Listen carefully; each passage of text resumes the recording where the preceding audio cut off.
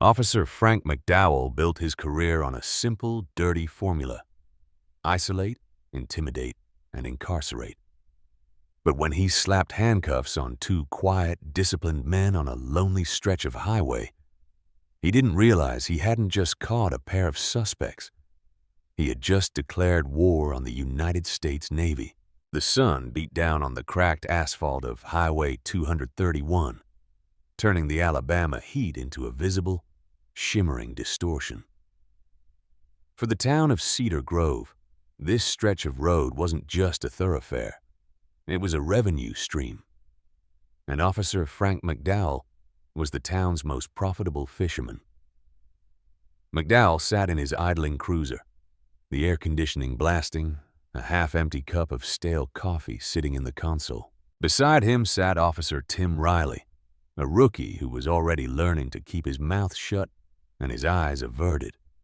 McDowell was a veteran, a thick-necked man whose uniform always seemed a size too small, straining around the waist and biceps. He had a reputation for bringing in more civil asset forfeiture dollars than the rest of the department combined. He didn't just enforce the law. He manipulated it to fund the precinct and line his own pockets with overtime pay from court appearances. "Watch this one," McDowell muttered, pointing a stubby finger at the radar gun.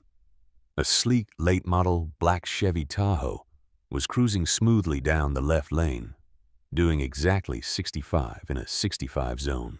It had out-of-state plates from Virginia. Perfect. Out-of-state drivers rarely returned to fight a ticket, and they were the easiest marks for highway shakedowns. "They aren't speeding, Frank," Riley noted hesitantly. McDowell scoffed, slamming the cruiser into gear. "They drifted over the yellow line. Failure to maintain lane. That's probable cause, Tim. Learn it."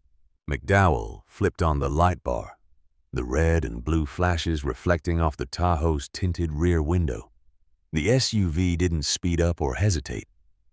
It immediately engaged its right blinker, smoothly changed lanes, and pulled over onto the gravel shoulder, coming to a textbook stop. "All right," McDowell said, unbuckling his belt and resting his hand aggressively on the butt of his sidearm. "Let's see what the tourists have brought us today." Inside the Tahoe sat two men who had spent years surviving environments that would have made McDowell weep.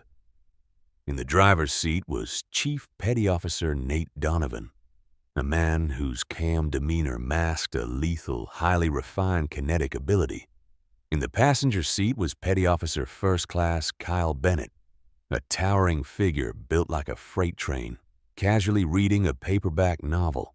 Both men were dressed in plain civilian clothes, faded jeans, unbranded t-shirts, and combat boots. They were tired, hungry, and entirely uninterested in local small-town drama.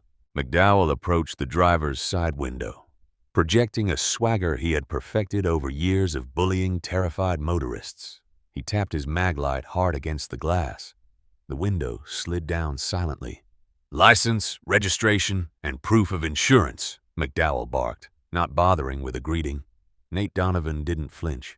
He slowly reached into the breast pocket of his shirt, keeping his movements deliberate and visible. "Afternoon, officer. Is there a problem?" "The problem is you couldn't keep this oversized rig in your own lane," McDowell lied smoothly, his eyes scanning the interior. He took in the two black men, their muscular builds, and the tactical-looking canvas duffel bags in the back seat. McDowell felt the familiar thrill of an easy score. Two out-of-towners in a nice car carrying large bags. In McDowell's mind, the script was already written. "I assure you, we were maintaining our lane," Donovan said evenly, handing over his Virginia driver's license and the vehicle registration. McDowell snatched the cards. He didn't even look at the names. He was too busy leaning in, sniffing the air theatrically. "I smell marijuana. Where is it? You boys moving weight up the coast?" Kyle Bennett slowly closed his book, marking his page with a piece of scrap paper. He looked past Donovan, meeting McDowell's eyes. "There are No drugs in this vehicle, officer. We are heading home. I didn't ask you, passenger, McDowell snapped. Step out of the vehicle. Both of you. Now. Rookie Officer Riley approached the passenger side, looking nervous. Bennett looked at Riley, gave a slight reassuring nod, and opened his door. Donovan did the same. Hands on the hood! McDowell yelled, escalating his volume to create a sense of chaos. It was a classic intimidation tactic, but there was no chaos. Donovan and Bennett moved with fluid, unnerving precision. They placed their hands flat on the hot metal of the Tahoe's hood, assuming a wide stance. They didn't argue. They didn't shout. They simply complied, radiating a cold, impenetrable calm that momentarily confused McDowell. He was used to panic, to protests of, "I know my rights," or to fear. This utter lack of reaction felt like a challenge. McDowell began a rough, invasive pat-down of Donovan. What's in the bags in the back? Personal effects and work equipment, Donovan answered calmly. We'll see about that, McDowell sneered. He yanked open the rear door and hauled one of the heavy green canvas duffel bags onto the pavement. He unzipped it. Inside, neatly packed, were tactical vests, advanced communication gear, helmets, and a sealed lockbox. Well, well, well, McDowell said, his eyes widening. What kind of work requires level 4 body armor and military-grade comms? You boys part of some militia or maybe planning a bank job? We are active-duty military, Bennett stated clearly. Our military identification is in our wallets. Shut up, McDowell roared, finding what he was really looking for. Tucked beside the gear was a thick manila envelope. McDowell tore it open. Stacks of crisp $100 bills spilled out. It was their units, per diem and operational cash, strictly documented and authorized for their cross-country logistical needs. Bingo, McDowell whispered, his greed taking over. Drug money. That is government property, Donovan said, his voice dropping an octave, carrying an authoritative edge that sent a shiver down Riley's spine. I highly recommend you check our IDs before you proceed any further. McDowell laughed, a harsh, ugly sound. I don't care if you tell me you're the Pope. You're possessing a suspicious amount of undeclared currency alongside tactical gear. I'm seizing this cash in the vehicle under suspicion of narcotics trafficking. You're both under arrest. McDowell yanked Donovan's arms behind his back and slapped the steel cuffs on his wrists, ratcheting them painfully tight. He expected a struggle. Instead, Donovan simply relaxed his shoulders, allowing his body to go limp to prevent joint damage. Bennett was cuffed by Riley, who was apologizing under his breath. As they were shoved into the back of the sweltering police cruiser, Donovan caught Bennett's eye. A silent communication passed between the two Navy SEALs. They had endured interrogation resistance training that simulated brutal torture. A corrupt, overweight cop in an Alabama speed trap was nothing but a minor, temporary inconvenience. They would let the man dig his own grave. The Cedar Grove Police Department smelled of pine cleaner and stale sweat. It was a cinder block building, a monument to small-town bureaucracy.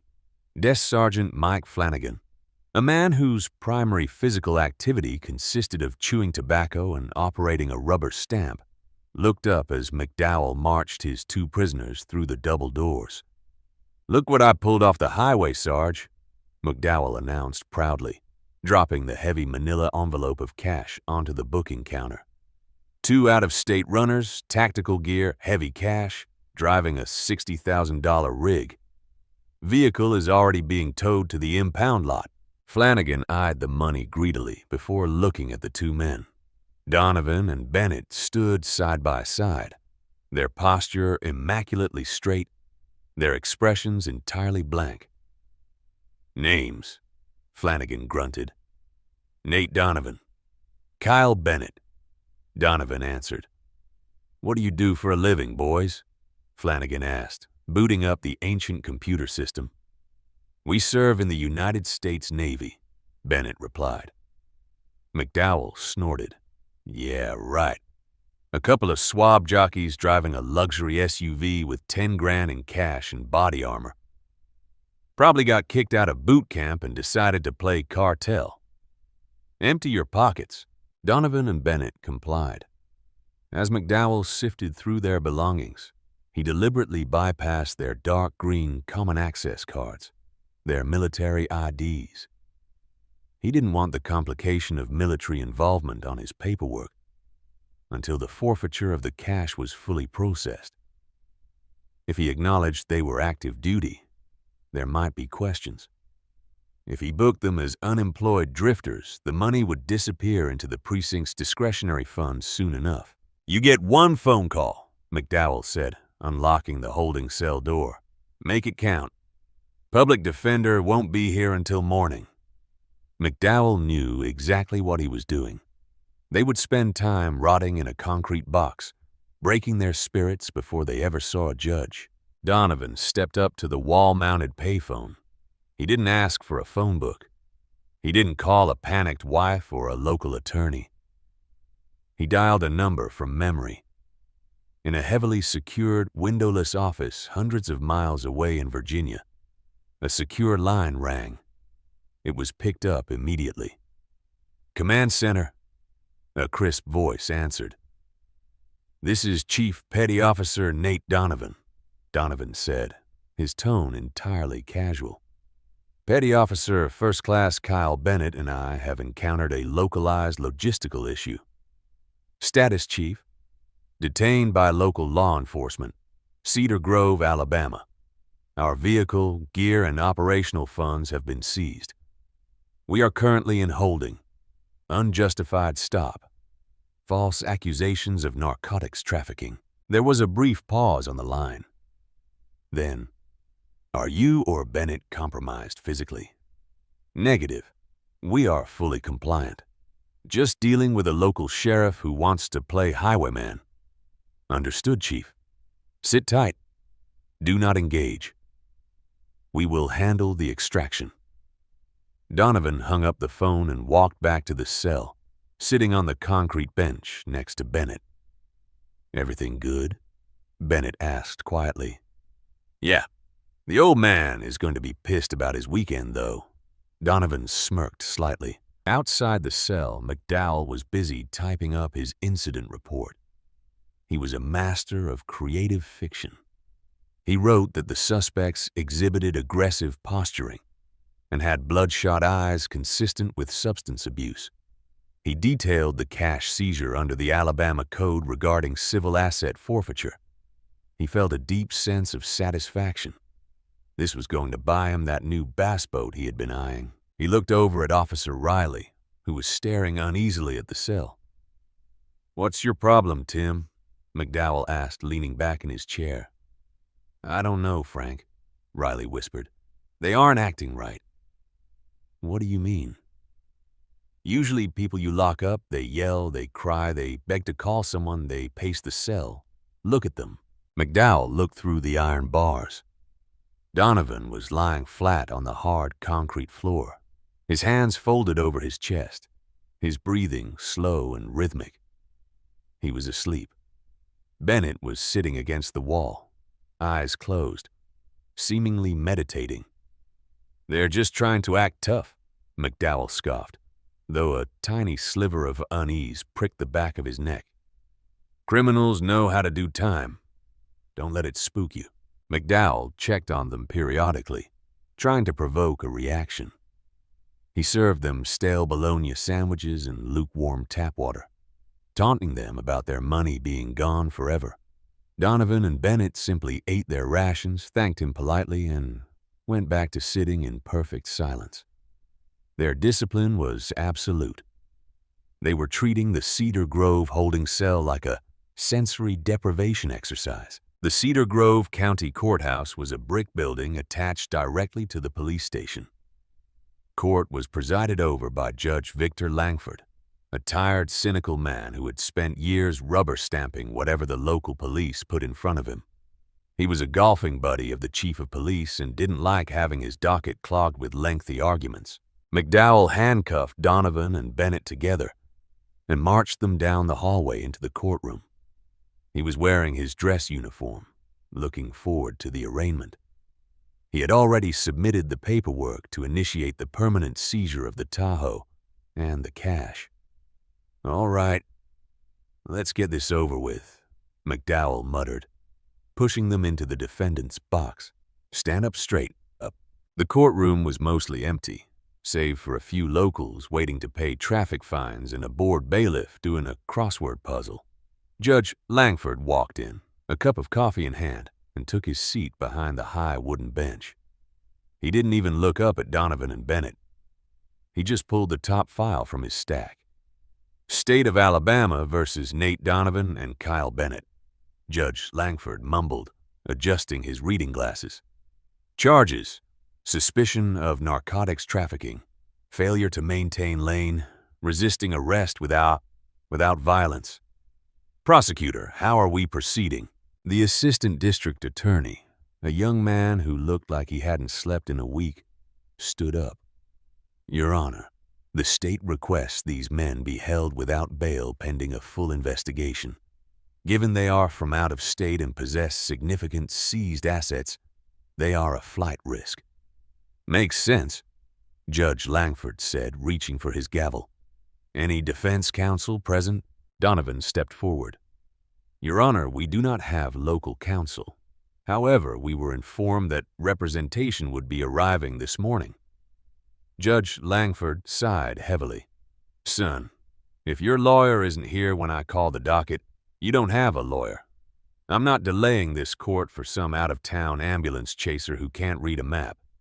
Bail is denied. Remand them to county lockup." McDowell smiled, a wide, predatory grin. He turned to Riley, who was standing by the door. "Told you. Hook, line, and sinker." Judge Langford raised his wooden gavel to strike the sound block and make it official. Before the wood could strike, the heavy double doors at the back of the courtroom burst open with a loud, resounding crash. The bailiff jumped, dropping his pen. Judge Langford froze, his gavel suspended in the air. McDowell spun around, his hand instinctively dropping to his duty belt. The heavy oak doors at the back of the courtroom didn't just open. They were thrust apart with a violent, synchronized force that echoed like a gunshot against the high plaster ceiling. The bailiff flinched, dropping his crossword puzzle to the floor. Judge Victor Langford froze, his wooden gavel suspended awkwardly in midair, the color draining from his cynical face. Officer Frank McDowell spun around, his hand dropping instinctively to the leather holster on his duty belt, his heart hammering against his ribs. He expected to see a disgruntled local, maybe a drunken relative of someone he had locked up. He was not prepared for what was marching down the center aisle. Leading the formation was a man whose very presence commanded absolute, suffocating authority. Vice Admiral Thomas Whitaker, commander of Naval Special Warfare Command, strode into the Cedar Grove County Courthouse like he owned the building. He was dressed in his immaculate Navy service dress blue uniform, 3 silver stars gleaming flawlessly on his collar, a constellation of multicolored ribbons decorating his chest, signifying decades of highly classified, perilous service to the nation. His face was a mask of cold, chiseled granite, his eyes fixed dead ahead with a predatory focus. Flanking the Admiral were 4 individuals who looked entirely out of place in the dusty Alabama courtroom. 2 were Federal Bureau of Investigation agents in crisp, dark suits, their federal badges clearly visible on their belts. The other 2 were military personnel, a stern-faced Navy captain wearing the insignia of the Judge Advocate General's JAG Corps, and a heavily armed, severely unamused master-at-arms, his hand resting casually on a sidearm. The sheer psychological weight of their entrance sucked the oxygen out of the room. The rhythmic, heavy thud of their polished shoes against the hardwood floor sounded like a countdown to execution. "What is the meaning of this?" Judge Langford finally managed to sputter, his voice cracking, the gavel slipping slightly in his sweaty palm. "This is a closed arraignment. You are disrupting my courtroom." Vice Admiral Whitaker did not slow his pace. He marched directly past the wooden barricade, completely ignoring the bailiff, who had instinctively stepped backward in fear. Whitaker stopped precisely 3 feet from the bench, staring up at Judge Langford with a gaze that could have cut glass. "I am Vice Admiral Thomas Whitaker, United States Navy." His voice resonated, deep and echoing with absolute command. "And you, Judge, are currently holding 2 of my finest Tier 1 operators hostage under fraudulent, fabricated charges. You will release them into my custody immediately, or I will dismantle this county's legal infrastructure brick by brick." Officer McDowell's mouth went completely dry. A cold drop of sweat trailed down his thick neck. "Tier 1 operators." The phrase echoed in his head, a horrifying realization dawning on him. He hadn't pulled over a couple of drug runners. He had ambushed the absolute apex predators of the United States military. He glanced at the holding box. Nate Donovan and Kyle Bennett hadn't moved a muscle. They remained perfectly at attention, their expressions completely neutral, watching the destruction of their captors unfold with silent satisfaction.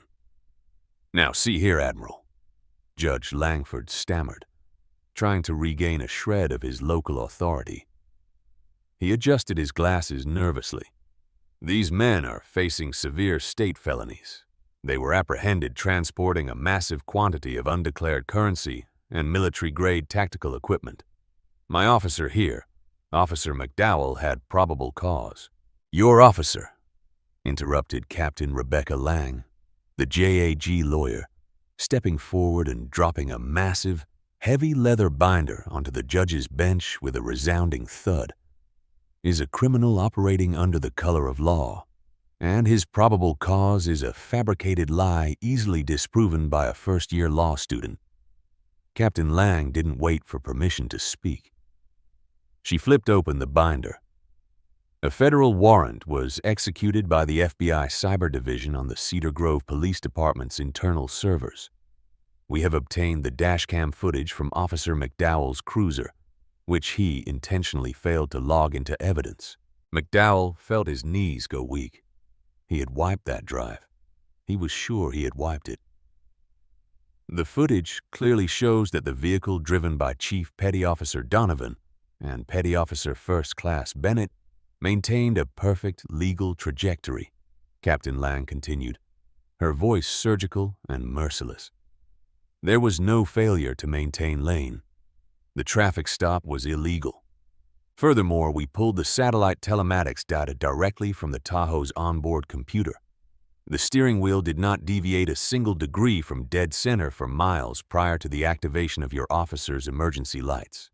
Judge Langford swallowed hard, looking down at the stark, undeniable printed data graphs and the flash drive presented in the binder. "As for the money," Captain Lang pressed on, her eyes locking onto McDowell, making him physically rekeel. "The cash seized by your department is heavily documented.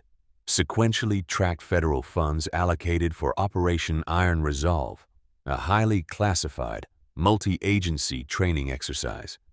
By seizing those funds, Officer McDowell has essentially committed grand larceny against the United States Department of Defense." Wait, McDowell interrupted, his voice pitching high with panic.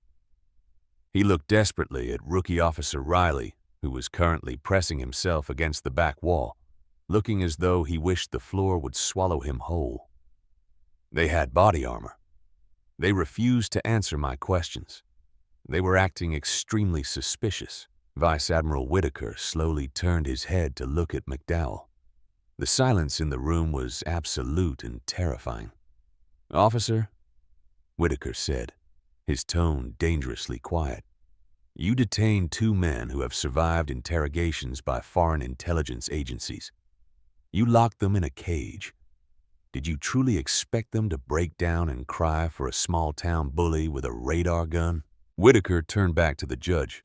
Judge Langford, Chief Petty Officer Donovan, and Petty Officer Bennett are on active federal orders. Your local jurisdiction over them is superseded by the Uniform Code of Military Justice and the immediate intervention of the Department of Justice. I strongly suggest you drop these charges right now, release their personal property, and let my men walk out of here. If you strike that gavel and remand them back to a cell, I promise you, by noon, the Attorney General of the United States will be personally freezing every bank account tied to this municipality. Judge Langford looked from the furious, unyielding admiral to the terrified, sweating police officer, and finally to the two quiet, lethal men in the defendant's box. The choice wasn't just clear.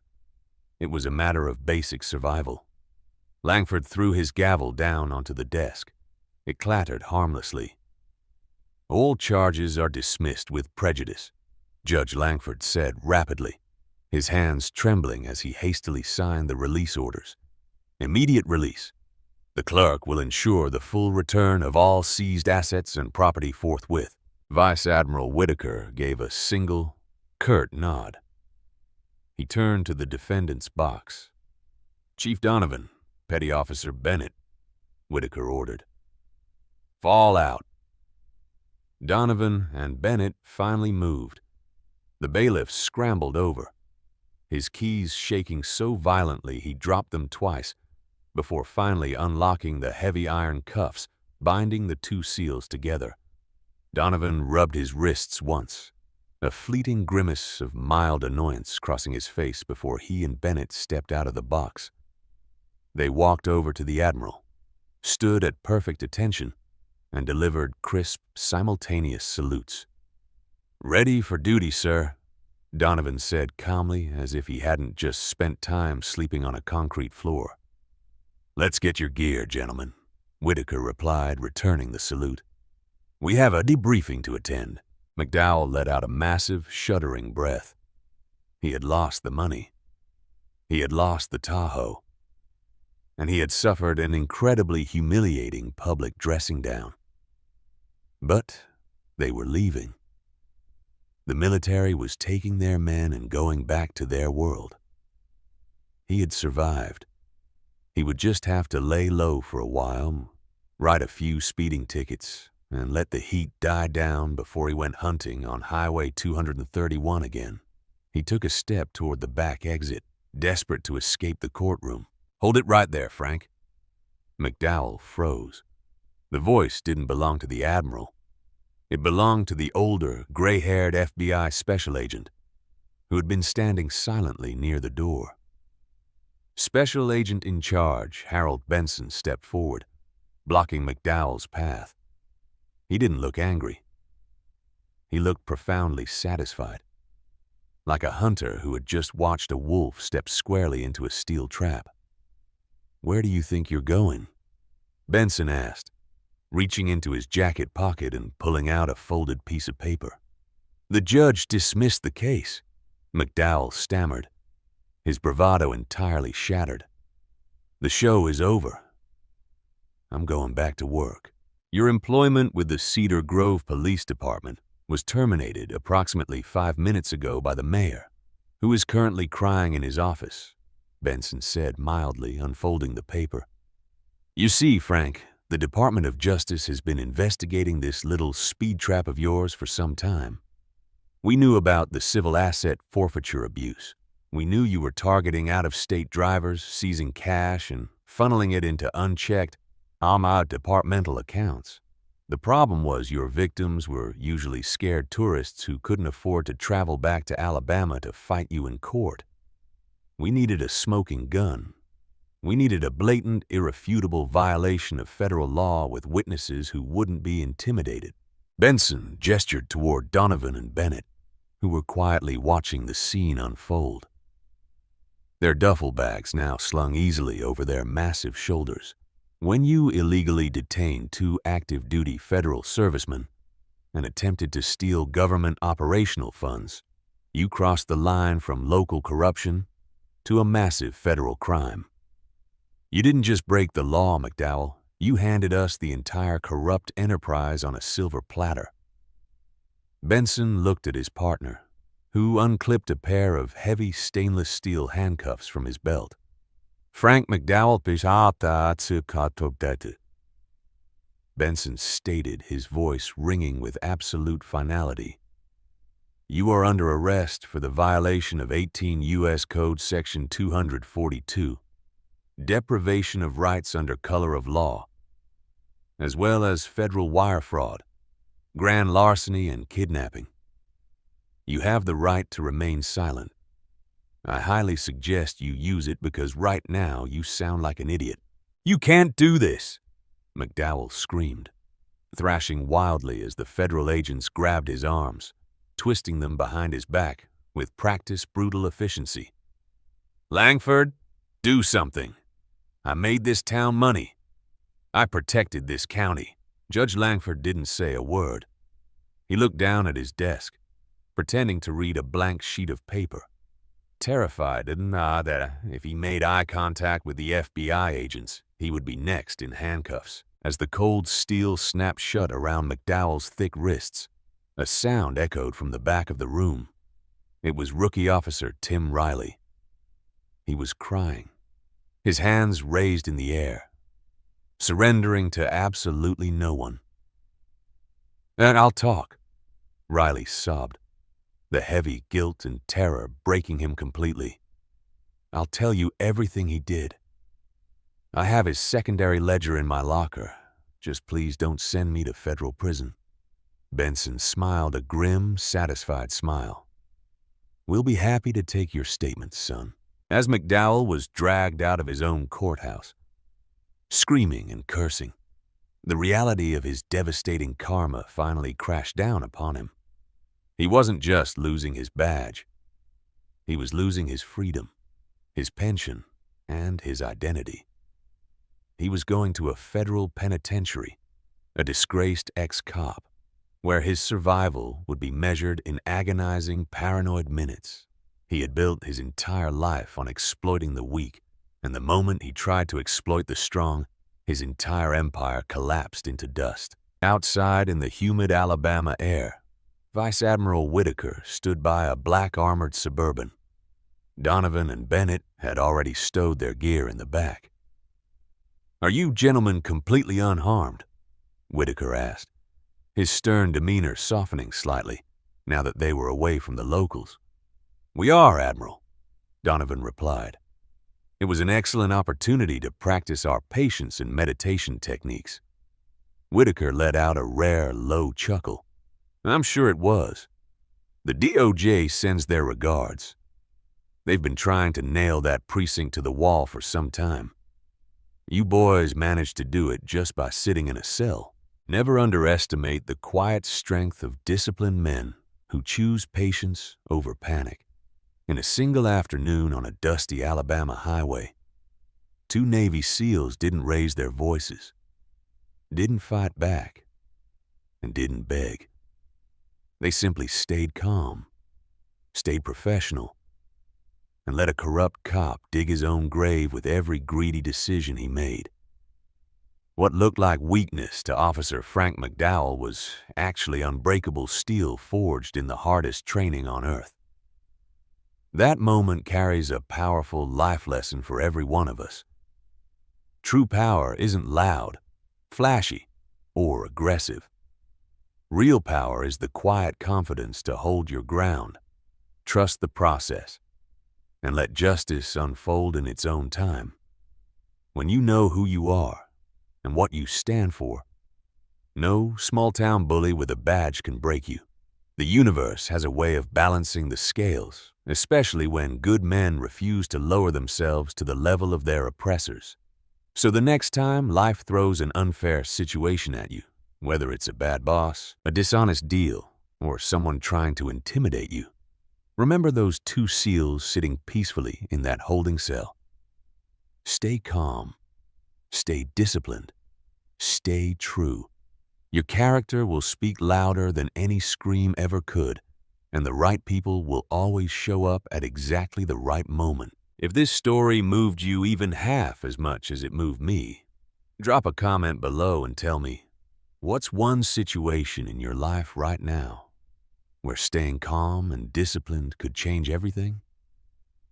I read every single comment. And if you want more powerful, real-life lessons wrapped in gripping stories like this, hit that subscribe button and turn on notifications so you never miss a video. Let's build a community of strong, thoughtful people who choose wisdom over reaction. See you in the next one. Stay unbreakable.